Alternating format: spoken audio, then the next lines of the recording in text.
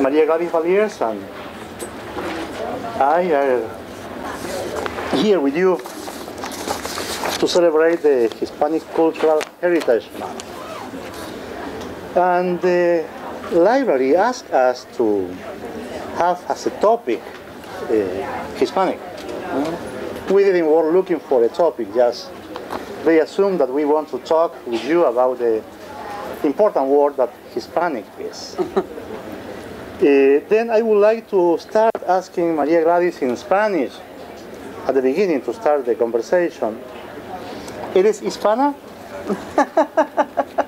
Well, I had to answer that at the end of the Yeah. at the end of the conversation. I'm asking her if she feels that she is Hispanic. Yes. Okay. Well, let's start by talking a little bit about this term Hispanic, which in Spanish is going to be hispano o hispánico, también usado como adjetivo. And we have to remember that actually this term is among the Spanish-speaking world people. There is not a consensus as to what it means, or some people, depending on what they think it means, they are not part of that. There are two parts, I believe, that we have to think of this term. There is one that is the linguistic part, which would indicate where does the word Hispanic comes, and I think you have some publication there that Dr. Trujillo brought for you, where it explains mainly that it comes from the term Hispania, which is a historical moment in the Peninsula Iberica or the Iberian Peninsula, where after having come, after the Romans came and, well, imposed their ways, they call all that area for more than 5 centuries as Hispania, and that included not only what's Spain now, but Portugal and other parts. And that's just a part, let's say, the linguistic part of Hispania or Hispanic. But there is, I think, the most important part of this term, which is the cultural part, the cultural content of what we mean by Hispanic. And as I said, among ourselves, Spanish native speakers, there is no consensus. That's why I don't want to answer Dr. Trujillo immediately, am I Hispanic or not, because I'm not sure, I don't know, it depends of what we mean by it. And I think what's most important is that we have to think of what are our coincidences of all these countries. As you also have a handout that I prepared for you with a map with the 21 countries that speak Spanish. And you can see that we all have different cultures.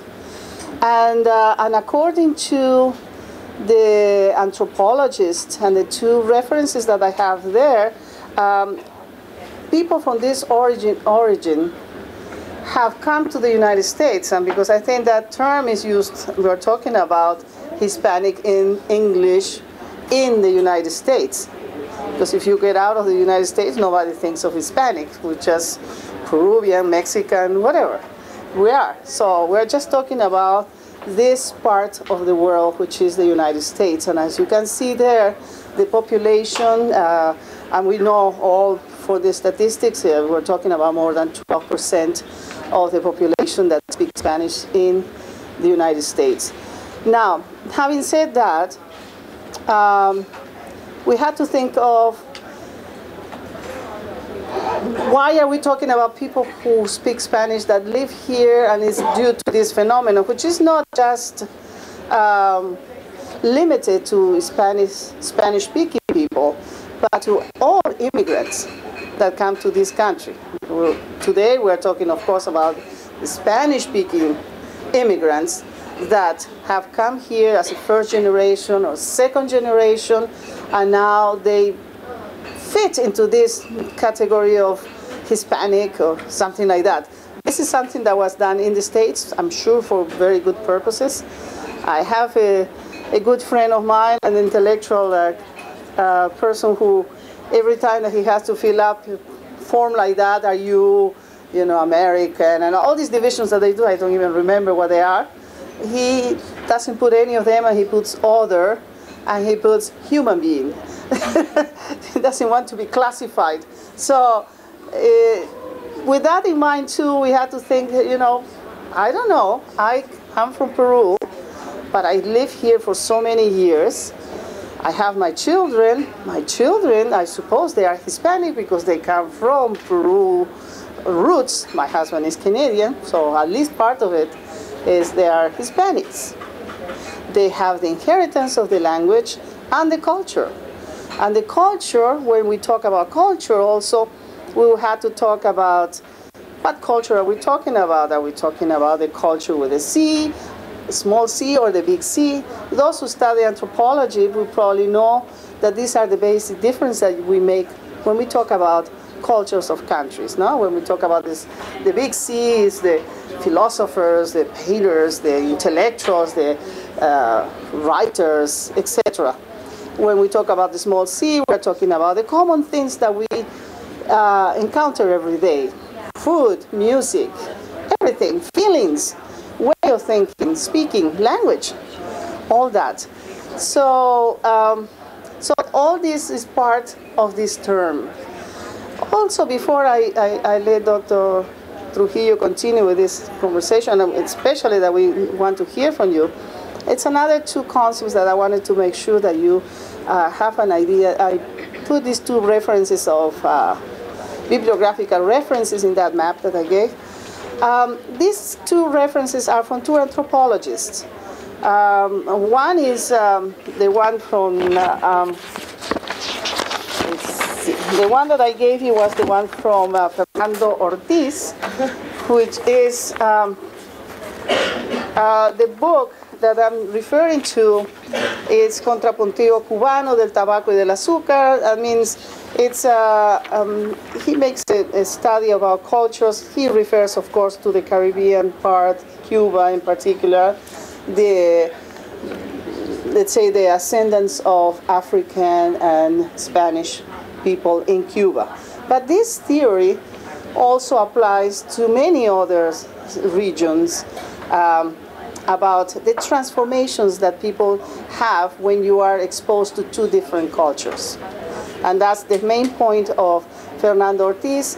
He came up with a new term that is called transculturation, opposite to the other one that was called acculturation, which is the loss of your own culture to acquire a new one.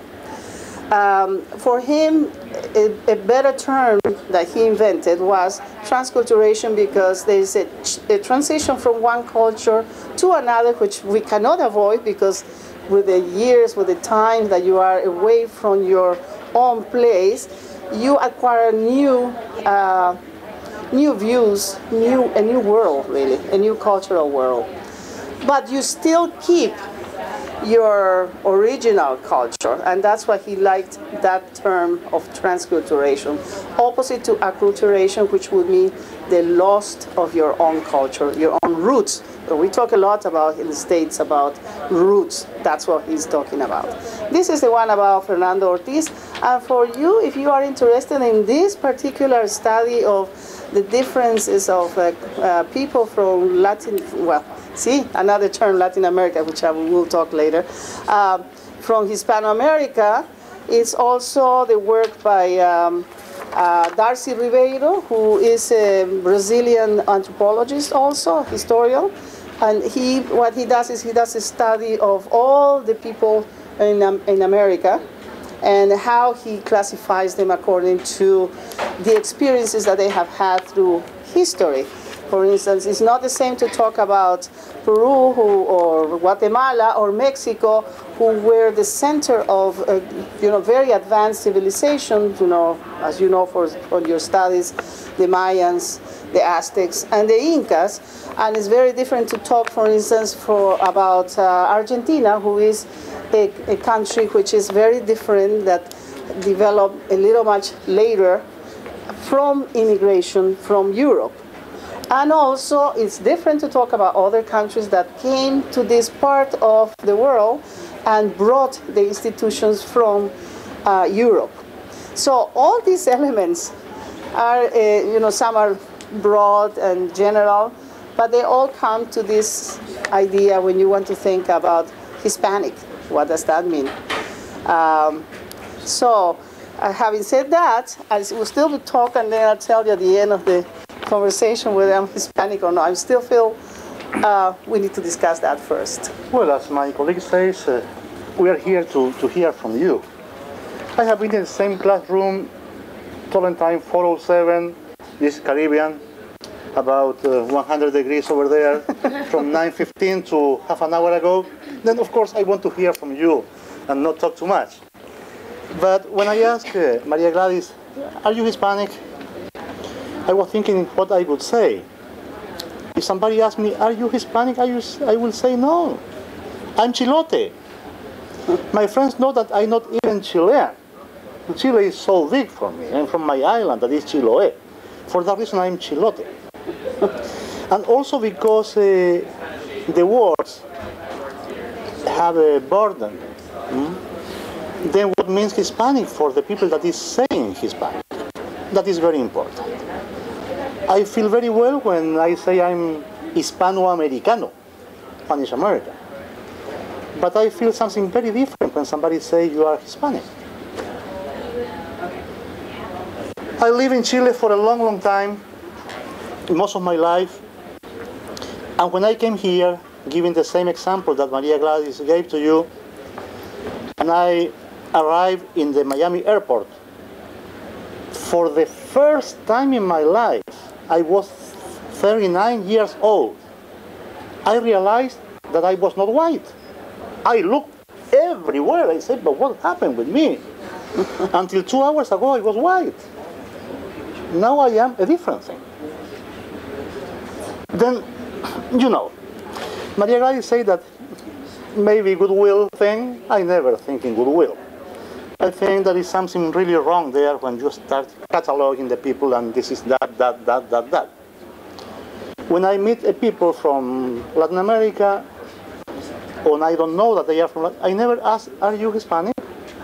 It will be stupid. Because what means that for us? How can we say Hispanic to a native people from Mexico that doesn't speak Spanish? And he or she never is going to learn Spanish, but they live in Mexico. Then they are Hispanic. What is this? I think the meaning of the word is absolutely wrong, depending on the feeling that is using the word. If Hispanic, if all the people that lives in the Spanish-speaking countries, you are English, because you are living in an English-speaking country. And we have to say that the people from South Africa are English. Well, it's about the same, because if all the people that used to live in Spanish-speaking countries are Hispanic, all the people living in English-speaking countries are English. I don't see any difference. Then I don't think it's a goodwill thing to catalog the people in that way. But of course, we have a lot more to talk about that. And you are the people who speaks English. I speak English so bad because I am Hispano, according to you. And I'm very proud of that. But I would like to know what Hispanic and what kind of connotations has the word Hispanic. Because it's not just the meaning of the word. It's the connotation that every word has. The words are an abstraction. You call chair that thing, but if you call tree, it will not be different. It's just you and me know that that chair is not a chair, it's a tree. But in this case, the important part of the question is what really means Hispanic when this word is in your mouth, when you are using that. Yeah. I just want to clarify something. We were talking about this word Hispanic, but we're thinking in English let's say, North American content. No, no, we're not talking about the Spanish-speaking countries. I mean, if you are Peruvian, you're Peruvian, you're Chilean, you're Chilean. And there is no question, nobody questions that. There are other questions over there, as you were saying. There are non-Spanish-speaking people living in Spanish-speaking countries, which would be offended if they are said that they are even, you know, Spanish speakers, like, in general. But I think just so that we can discuss about something in specific, we should refer to the Hispanic term in the United States, so that we can, because of course, you know, this conversation about whether we are called English or Spanish, like some people, sometimes students say, oh, you are Spanish, and I say, no, I'm not Spanish, I'm Peruvian. I speak Spanish, but I'm not Spanish. That's something different. But we're not discussing that part today. That will be another time. But what we want to just, as Dr. Trujillo asked, maybe we'd like to open the dialogue with you to see what you think. We're just curious to see what you think, and what is it that we are talking about, and what are your ideas? And from then on, we take whatever. Or maybe Hispanic and Latino is exactly the same. What is the approach of you to those words? Right. Okay. I have a question just because of what I am. My dad is from Texas, and my mom is half Ecuadoriana and half Spanish. So from Spain, you mean? From Spain. Yeah. Okay, so what does this mean that is Spanish, people from Spain, does that, in America, does that mean that they are Hispanic? Is that a legitimate usage of the word? Or they actually are from Spain? Actually, that is a question for English speakers to see what they think. Okay, you want to say something? Legalistically, according to the U.S. Census Bureau, someone from Spain is Hispanic. But for example, me, my father's from Spain, but people look at me and they say, you look Irish, you're not Hispanic. And so it's kind of a constant struggle. Culturally, I would say, I guess, in the United States, yes, I am Hispanic. But like you say, you're never going to say you're Hispanic, you're going to say you're Peruvian. But in legalistic terms, if the U.S. Census Bureau marks me as what is she, they're going to mark Hispanic. But the general population, I think that's debatable. If that makes sense. Yeah, I think, well, this was an invented, you're talking about legal terms? Yeah, you studied? as a legal term. All right. Hispanic. They try to, I don't know the reasons why they made these classifications. They have also the classification of Asians, they have other Caucasians and whatever. How much a person is Caucasian? To me, it has always been I always think in good terms and positive, and I think it's to help them, I hope. You don't seem to think that way. Okay, we had 2 points of view, hopefully. We know that things work always in different ways, even when you mean well. But I would say that that is just my humble opinion for all this is anybody that has some kind of heritage, somebody from Spanish-speaking country, and we are talking in the States and has a, lives here, I would say, has that heritage, no? I mean, you will be more on the tendency, let's say, to this type of music, to this type of food, even if you don't speak the language, because there are many times we have people who are descendants, second generation of immigration. This is going to happen. It happened in Italian, it happened in the other languages too. The first immigrants, of course, they adapt here, they maintain their identity, the country identity, the cultural identity very strong. It's the next generation is that how much they still have that out of that, and how do they feel about it. And at that point, I think we had to see whether it has a bad connotation or a good connotation would depend on what experience I think they had. Because many times and also it goes with these waves of moods in the country, like in all countries where you have a lot of immigrants, whether it's agreeable or not to have a certain amount of immigrants. We can think of for instance, of Mexicans years ago. I came to this country, I don't even want to tell you the time, the years, because then I'm revealing my age. But many years ago, when I came, for the first time I felt, oh, well, I always felt that when I came, I used to say I'm a foreigner, because in Peru, when you are a foreigner, you are treated so well. So I used to be like, I came to a house, and one time I got lost. And the lady that, I was living in her house before I went to the college. And I said, oh, I got lost. And I found a lady, and I said, oh, could you please help me, because I'm a foreigner and I don't know how to get to this house. And she says, and the lady said, oh, you didn't have to say that. Like if it was something bad. I was saying it with pride. And she said, oh, no, you don't have to say that. Like, don't insult yourself. This was the first time wait a minute, we have two different ways of thinking of that. I was proud, because in Peru, when you are a foreigner, unless I think you are from Bolivia, because we're almost the same, but everybody is like, oh my God, foreigner, you have such a treatment, such a good treatment. So when I came here, I must confess, I felt like, oh, I'm foreigner, and so this is first generation experience. That happens, in this country, and I think it all depends on the experience. What I want to say is that it all depends on the experience.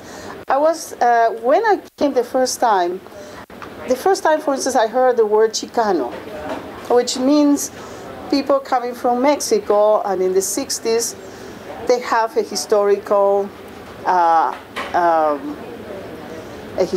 moment, let's say. I'm not an expert on that, but from what I know. Now, when I came and I said, Chicano, why do they have a name? It was like, my first reaction was, that's terrible. Why should we have a name? Should they have a name? I'm not Mexican.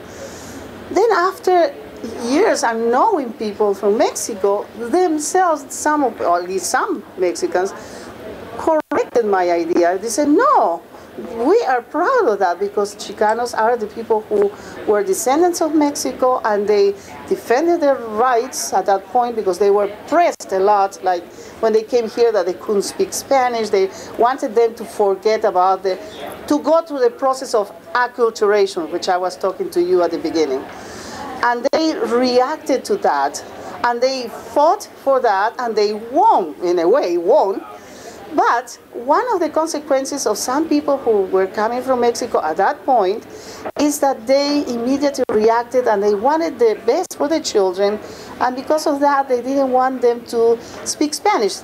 Learn English as fast as possible and forget about this, because it has a negative connotation.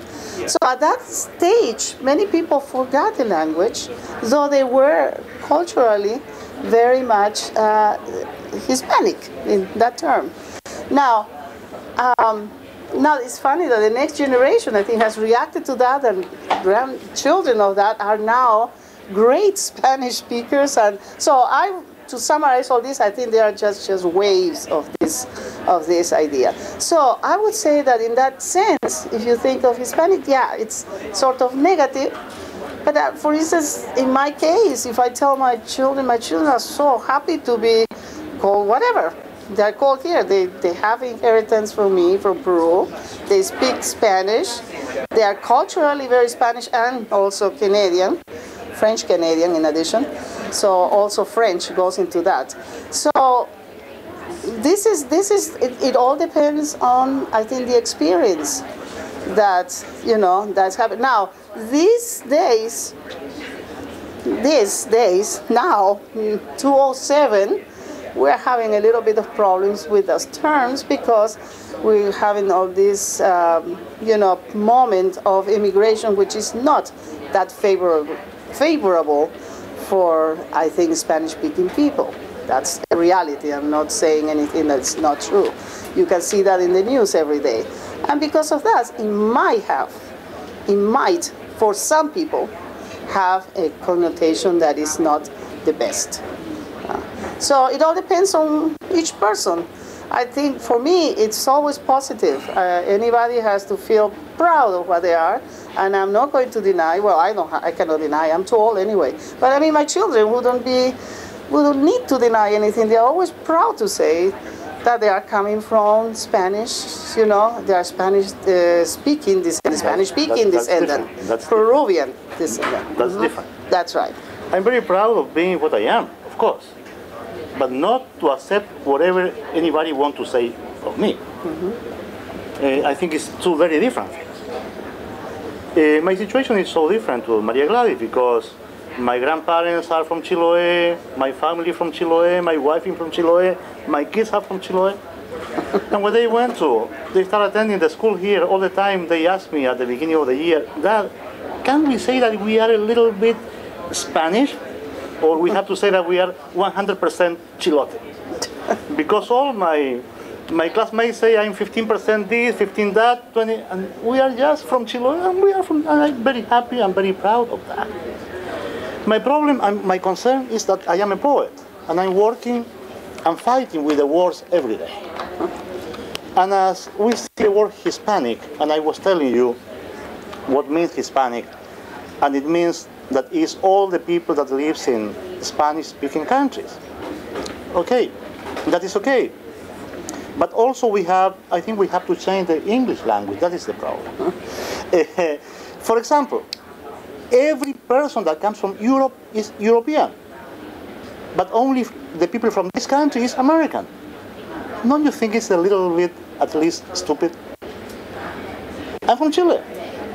Long time ago, one of my secretaries asked me, where are you from? I said, from America. Are you American? Yes. I thought you are here just 19 years. Yes, but I have been in America all my life. But where are you from? Chile? From Chile, but not from America. Then the language is manipulated by the power. Why all the people from the different countries in Europe, no matter what language they speak, are European? But the only Americans here are the people from the States. The only country, I'm so sorry I have to say that does not have a name. This is a beautiful, huge, tremendous country. They don't have a name. My country, Chile. Her country is Peru. Country of Mercedes is Spain. And this country has just a description. A bad and very imprecise description. United States of America. Mexicans are not so arrogant. Mexico is called United States of Mexico. The name of Brazil is United States of Brazil. They know where they are. And of course they are Brazilians. But when I say I'm American, no, you are from Chile. Then I say I'm not Australian, I'm not Asian, not European, I'm from the moon. I don't have a continent. I think it's a manipulation of the words. Then I agree with Maria Gladys that I'm very proud, and my family is very proud, of being part of a country, the south of South America, that proudly speaks Spanish, and we have the Spanish culture. But when I feel that somebody say, are you Hispanic? I really don't know what word she or he wants to say, because it's not the word. The words never are problematic. How the words are used, that is the problem. But I say you, I want to hear from you what means for you the palabra Hispanic. For me, I'm from Brazil, and it's very hard for me to say that I'm Hispanic. People will ask me all the time what's the difference between Portuguese and Spanish, and I'm like, I can't tell you right now. If you just hear it, it's different. It's another language. It's another language, you know, but, and you said that it's very important politically and that it has a bad connotation, but what I've found in applying to jobs, I'm a senior, so I'm applying to jobs, that's one of my greatest assets is to speak Spanish and Portuguese. So in the economic world, in the business world, that it's a great thing for you to be multicultural Hispanic. But I try to tell people, like, no, I'm not Hispanic. I did not grow up speaking Spanish. I'm Latino if you had to categorize me. And then it's a form of being politically correct. I was just in Spain, and they have a lot of, their immigration wave has just come along. They have not had immigrants since Franco and everything. And they're just starting to have a lot of immigration. And anyone who is Asian, who doesn't matter, Japan, China, Korea, they're Chino. That's it. They're just a Chino. Doesn't matter where you're from. That's what you are. And you have those titles, and it's unfortunate. It is a barrier. Then another thing is I'm half generation. I was born in Brazil, but I came to the U.S. when I was 3 months, so I don't really belong anywhere. But my brother was born here, and his name in Portuguese is Alexandre, which is the same thing as Alexander, but the last 2 letters are R-E instead of E-R. And my name's Flavia, which is also very different. And I love just saying Flavia, like it shoots out there. People are like, oh wow, different kind of name. But my brother hates his name. He gets called Alexandra, this and that. And he legally changed his name to Alexander because he did not like being different like that. So I see it, just the differences between my brother and I, just how much I want to go back to Brazil, how much I want to go back to school to learn my Portuguese better. He has no idea. So to pull back to your roots, but you have to market yourself, especially in the world that we live in, to differentiate yourself. And I think that in the business world, it is so impactful. It has such a great span over news and music and food, obviously, that it's hard to label it, and that it's unfortunate that this country does. Yeah, go ahead. Well, another thing I noticed about the United States is I'm referring to the term of Hispanic when they mean someone from a Spanish-speaking country or descendants of people from a Spanish-speaking country. So people I know, probably the best example I can give is the New Yorkers that drive around with the flag in their car, but generations have grown up in New York City, Philadelphia, whatever, and they say that they're Puerto Rican.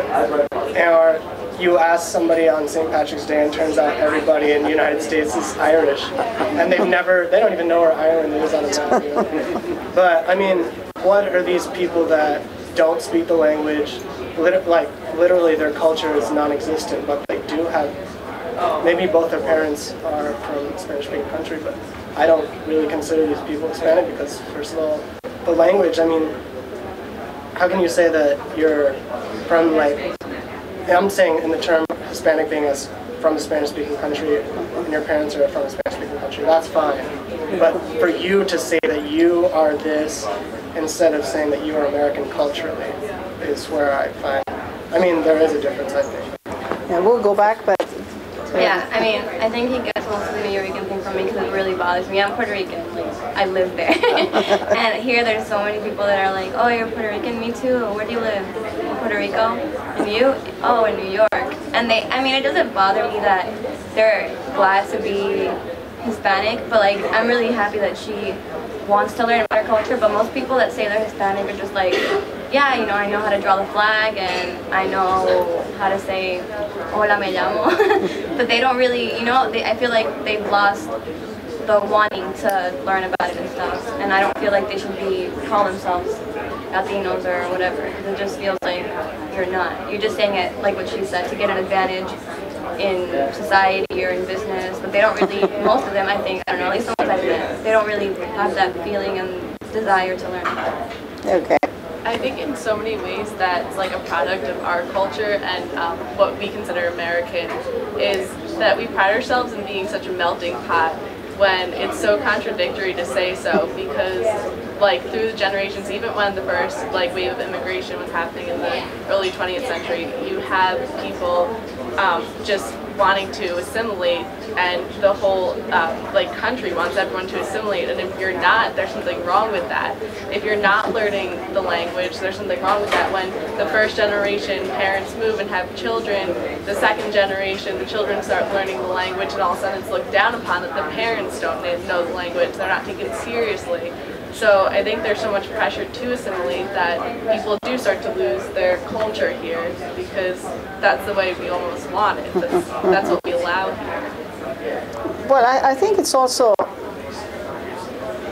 this concept is changing with the years, because I think people are getting a little more, because of the same amount of immigration, people now are more aware of other countries. Like years ago, to come here, it was just, you really had to go through acculturation, forget about your own culture and just assimilate here. And people suffer in between because, for instance, as far as the language is concerned, they were rushing so much to the English that the parents were talking in bad English to the kids. The kids were learning bad English, and they couldn't learn the Spanish because they were not speaking the Spanish. So the ones that were losing a lot were really the kids. And maybe that's what you're referring to. Now I think it's a little bit of I don't know, maybe because I am in this profession where I have a lot of students who are studying Spanish, and at least I make them aware of all this idea of culture, and they are different from maybe the general population in the States that would think of this word Hispanic. But I think it's all a question of the experience of the moment, the historical moment when you have immigrated into this country, and that will change from time to time. As I was saying before, I think now we're having a little bit of it's contradictory, because it's the moment that really being accepted, because there was no choice, that 12% of the population is Spanish, as you were saying. It's a great asset, and I try to even tell my students who are not Spanish-speaking descendants to learn the language, because that's really helping. Everybody's hearing this. Spanish is very important, and I think the appreciation for that is being, I think, a little stronger these days.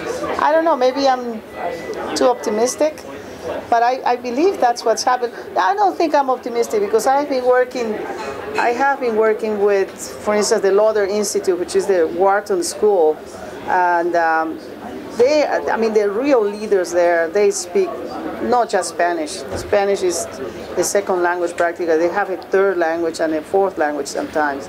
And I know that all of them, they really have to have an appreciation of other languages and cultures. I understand, Carlos, and I don't like that either, the reality of having, casillas, the limits, or no, you are Hispanic, you are Caucasian, you are Asian, you are this. That's difficult. Nobody wants to be put into it. And I still question the reason why they did that years ago. And as I say, I wanted to think it was something positive, but it's well, in this half an hour period, you have learned that I'm against everything all the time, and that's good when we have a conversation. I agree with Flavia and with Maria Gladys that to speak Spanish is a great asset, but it's not the same thing. That is a great asset to speak Spanish than to be Hispanic. Because Spanish brings a new instrument, a new tool in your work. But to be Hispanic brings a lot of stereotypes.